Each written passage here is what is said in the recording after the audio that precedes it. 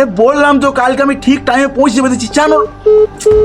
আর বাবা কি হলো রাহুল, ভাবছি একটু ভোর ভোর উঠবো, খানিক দৌড়বো, খানিক ব্যায়াম করবো, কিন্তু উঠতেই পারছি না। তো অ্যালার্ম ফেলাম দেনি, তারপর উঠ, সব কিছু করে দেখে নিচ্ছি বাবা, কিন্তু ঘুমই ভাঙছে না। বেশ ঠিক আছে, বেশি চিন্তা করার দরকার নাই, কাল আমি তোকে উঠিয়ে দেবো। তুমি উঠান দেবে? হ্যাঁ, তো কি হয়েছে? না আমি ভাবলাম তুমি হয়তো বকবি, কিন্তু তুমি তোমার হেল্পই করছো, এতে বকার আবার কি আছে? তুই মর্নিং ওয়াক করবি, ব্যায়াম করবি, এ তো ভালো কিছু করছিস, এ তো বকার কিচ্ছু নাই।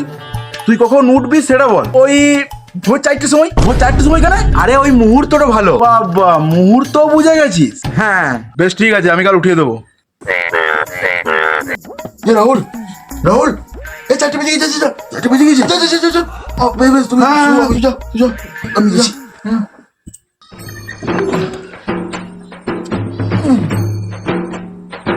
কি আবার 8টা বেজে গেল, এখন রাহুল এলো না। শরৎনকা, কি ব্যাপারে ভাইপো?